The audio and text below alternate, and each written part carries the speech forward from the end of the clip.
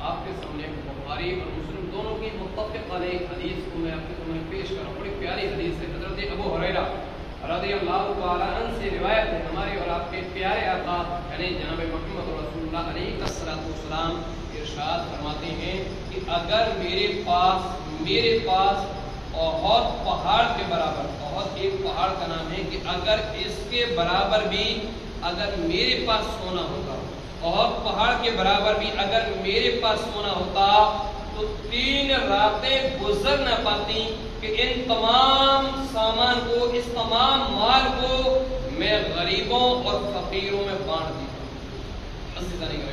बुखारी और मुस्लिम दोनों की रिवायत है। अंदाजा करें कि अगर हुजूर फरमा रहे ओहद पहाड़ बहुत बड़ी चीज होती है साहब, 1-2 तोला भी बहुत बड़ी चीज होती है, लेकिन पहाड़ के बराबर भी हुजूर फरमा रहे अगर इतना भी सोना मेरे पास होता तो इसको मैं 3 रातें नहीं गुजर नहीं पाती कि मैं गरीबों और फकीरों में इसको बांट देता, और अगर मेरे ऊपर कुछ कर्ज होता तो मैं उतना रख लेता जितनी मुझे जरूरत होता। अब इसमें बताने का ये क्या हिकमत है कि हुजूर ने फरमाया कि कर्ज होता तो रख लेता।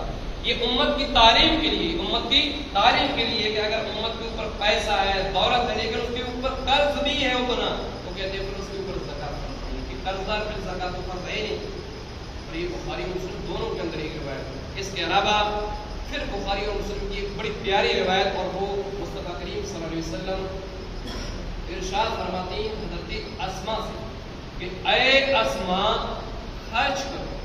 अस्मा, रब ने तुम्हें माल दिया है, अल्लाह ने तुम्हें दौलत दी है, तो ऐ अस्मा उसी रब की बारगाह में, उसी अल्लाह के रास्ते में तुम खर्च करो, लेकिन ऐ अस्मा शुमार ना करो।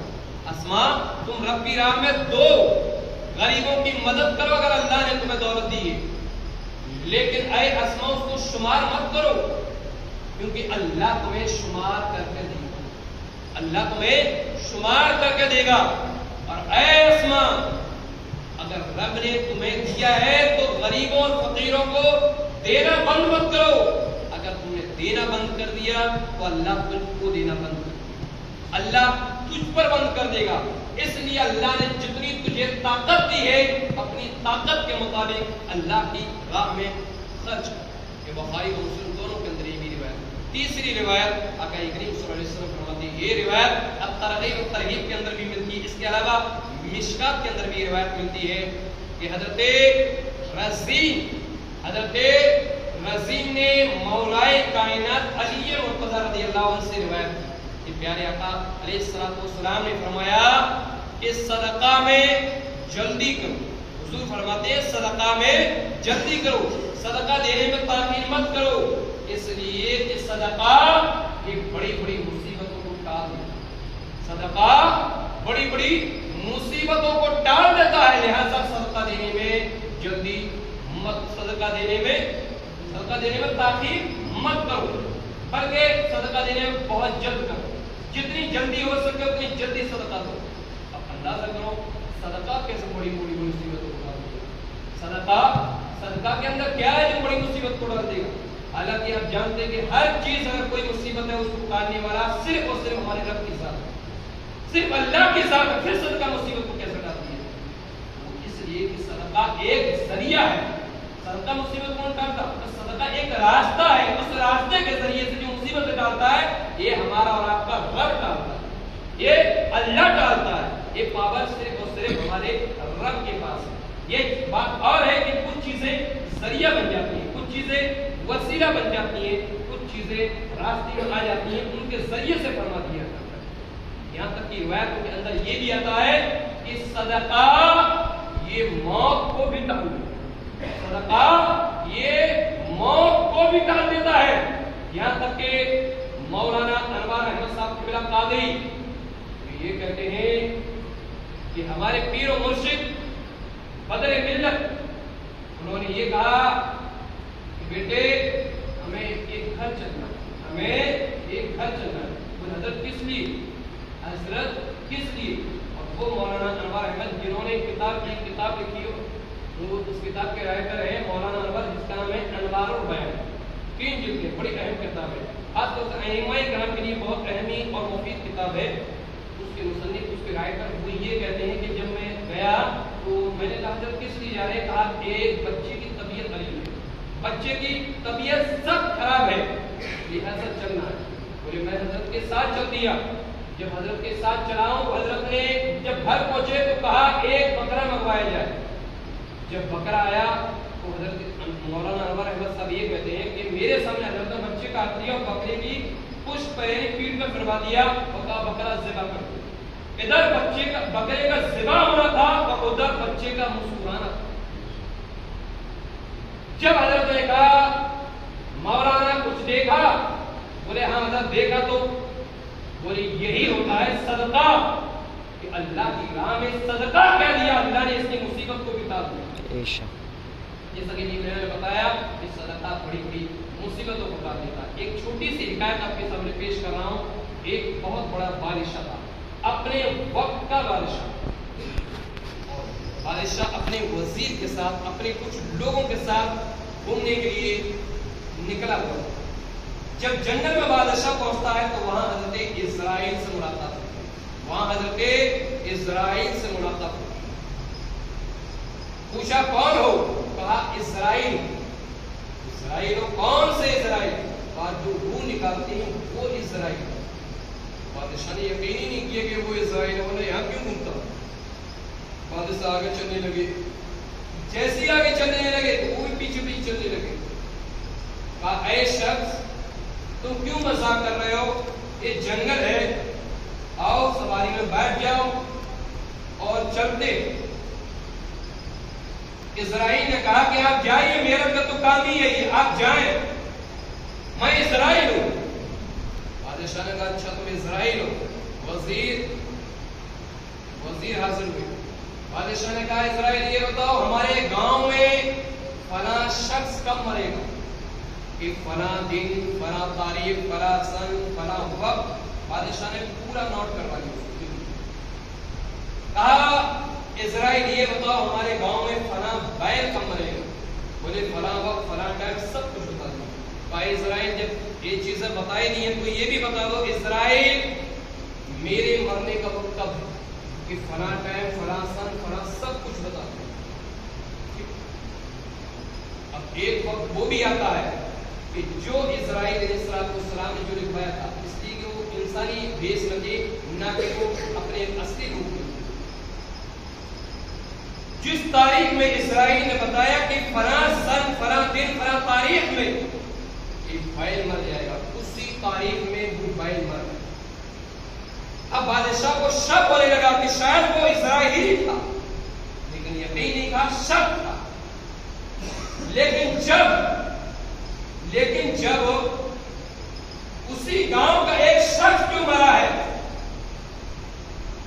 तब उन्हें यकीन हो गया, बादशाह को यकीनन वो कोई और नहीं था बल्कि हम जिसे हल्के में ले रहे थे वो वाकई इस्राइल था। लेकिन जिस दिन बादशाह की मौत का वक्त आता है, बादशाह की तारीख मिलती है, असलम भाई इस्राइल इसका मतलब ये कि उन्होंने पढ़ लिया कि वो हिकायत है। इसलिए बादशाह की जब मौत का वक्त आता है उस दिन उसके घर के अंदर शादी हुई। आप भी जानते हैं कि हमारे घर के अंदर शादी होती है तो हम कितना कुछ ज्यादा मोहल्ला नहीं तो घर तो सजा ही देते हैं, घर सजाते हैं, लेकिन उसकी खुशबू पूरे मोहल्ले के अंदर रहती है। इसलिए आपने देखा होगा कि अगर मोहल्ले में किसी की शादी हो, कोई बाहर काम कर रहा वो भी आ जाता, क्यों? अरे चलो मोहल्ले में सब अच्छा लगे, क्यों? अरे भाई शादी हुई है, तमाम लोग दोस्त यार और रिश्तेदार तमाम लोग आए होंगे तो अपनी मोहब्बत से पेश आएंगे, बड़ा अच्छा लगे। तो अंदाजा कर जो एक घर का ये आलम है तो बादशाह का आलम क्या होगा, उसने किस तरीके से सजवाया होगा। बहरहाल उसकी मौत का वक्त करीब आता है और जैसे ही एक अल्लाह के नेक बंदे उसी घर से मांगते हुए बादशाह के घर पहुंच जाते हैं। कहा अल्लाह के नाम पर दे दो, रब ने जो तुम्हें दिया है उसी रब के नाम पर اللہ کے نام پر مجھے کچھ دے دو۔ تاریخ یہ کہتی ہے کہ بادشاہ کے گھر والوں نے کہا بابا فقیر ابھی تم یہیں بیٹھ جاؤ، ابھی بادشاہ سلامت میں کھانا نہیں کھایا ہے، جب بادشاہ کھانا کھا لیں گے اس کے بعد آپ کو کھانا پیش کر دیا جائے گا۔ اور فقیر اسی محلے کے تھے، وہ بیٹھ گئے۔ تھوڑی دیر بعد کیا گزری کہ بادشاہ کو کہا گیا کہ بادشاہ کھانا تناول فرمائے۔ بادشاہ کھانا کھائے، لیکن بادشاہ کو کھانا کیسے اچھا لگتا؟ بادشاہ کہیں ادھر گھوم رہا ہے، کہیں ادھر گھوم رہا ہے، کہیں ادھر گھوم رہا ہے۔ اب وہ گھومے کیوں نہیں؟ اس کی موت کا وقت نہیں ہونے والا۔ بادشاہ نے کہا یہاں سے کھانا لے جاؤ، ابھی کھانا نہیں کھانا ہے۔ لیکن گھر والوں نے کہا بادشاہ گھر کے دروازے پر بابا فقیر بیٹھے ہوئے ہیں، لہٰذا اگر آپ کھانا کھا لیں تو اس کے بعد بابا فقیر کو کھانا کھلایا جائے۔ بادشاہ نے کہا یہی کھانا اٹھاؤ بابا فقیر کو دے دو، یہی کھانا اٹھاؤ بابا فقیر کو دے دو۔ جب کھانا بابا فقیر کو دیا گیا ہے، این وقت موت کا بادشاہ کی کہا جاتا ہے، جیسے وہ کھانا لے کر جاتے ہیں فوراً بادشاہ کا گھر سے ادھر جانا تھا، ادھر سے اسرائیل کا آنا تھا، ادھر سے حضرت اسرائیل کا آنا تھا۔ وہ تو اللہ کے نیک بندے تھے، اللہ نے انہیں علم دیا تھا، اللہ نے انہیں گیان دیا تھا، اللہ نے انہیں وہ نظریں عطا کی تھی، رب نے ان کے اوپر ایسا فضل کیا تھا کہ انہوں نے اسرائیل علیہ السلام کو پہچان لیا۔ کہا اسرائیل کہاں؟ کہا بادشاہ کی روح نکالنے جا رہا ہوں۔ بادشاہ کی روح؟ کہا اسرائیل اب بادشاہ کی روح تم 10 سال تک مت نکالو، 10 سال بعد اسرائیل تمہارا بادشاہ کی روح نکال کے لے جانا۔ لیکن اسرائیل تھے جلالی، حضرت اسرائیل نے کہا بابا فقیر بادشاہ کی روح اسی سمے نکلے گی، اس لیے کہ رب کا حکم ہے اور رب کے حکم کے آگے کسی کا حکم نہیں، اب روح اسی سمے نکلے گی۔ اسرائیل علیہ السلام کو بزرگوار نے کہا، بابا فقیر نے کہا اسرائیل اب روح تم 20 سال تک نہیں نکال سکتے۔ اسرائیل نے کہا اب میں اسی وقت روح نکالوں گا۔ بابا فقیر نے کہا اسرائیل اب تم روح 30 سال تک نہیں نکال سکتے۔ اتنا کہنا تھا کہ رب کی جانب سے الہام ہوتا ہے، رب کی جانب سے حکم ہوتا ہے، اے اسرائیل پیچھے پلٹ آؤ، اسرائیل پیچھے پلٹ آؤ، اسرائیل پیچھے پلٹ آؤ، یہ میرا نیک بندہ ہے۔ اور جب اس نے بول دیا ہے 30 سال تک اس بادشاہ کی روح نہیں نکالی جائے گی، یعنی اس کی عمر کو بڑھا دیا گیا ہے۔ عزیزان گرامی وقار، اس روایت سے ہم نے کیا سمجھا؟ کیا بابا فقیر موت کو ٹال سکتے ہیں؟ کیا بابا فقیر کے اندر یہ پاور، یہ طاقت، یہ قوت حاصل تھی کہ موت کو ٹال سکتے؟ موت کو ٹالنے والا تو صرف رب کی ساتھ ہے، زندہ کرنا تو صرف اللہ کی ساتھ ہے، مارنا تو صرف رب کی ساتھ ہے۔ پھر بابا فقیر نے کیسا کر دیا؟ تو بابا فقیر صرف ایک راستہ تھے، بابا فقیر صرف ایک ذریعہ تھے، صدقہ ایک صرف ذریعہ تھا، صدقہ صرف ایک ذریعہ، بابا فقیر صرف ایک ذریعہ، لیکن کرم رب ہی کا تھا۔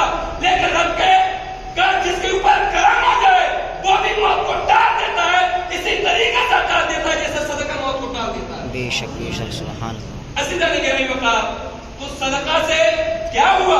صدقہ سے ہوا کہ ہماری موت ٹل گئی۔ صدقہ سے کیا ہوا؟ ہمارا بچہ اچھا ہو گیا۔ صدقہ سے کیا ہوا؟ بڑی بڑی مصیبتیں ٹل جاتی ہے۔ اور ایک روایت ہے، وقت نہیں ہے، میں 10 منٹ صبح وقت بیان کرنا ہوتا ہے، بخاری کے اندر کئی روایتیں ایسی ملتی ہیں کہ صدقہ سے بڑی بڑی مصیبتیں ٹل جاتی ہیں۔ یہاں تک کہ اگر کوئی بیمار ہو تو ہمارے مولوی، ہمارے تعویذ والے، ہمارے ائمہ کرام، ہمارے علماء کرام کیا کہتے ہیں؟ بھائی ایک زندہ مرغا لو تو اس کے اوپر سے اسا دو، زندہ مرغا لو اس کے اوپر سے اسا دو اور کسی غریب کو دے دو، کسی فقیر کو دے دو۔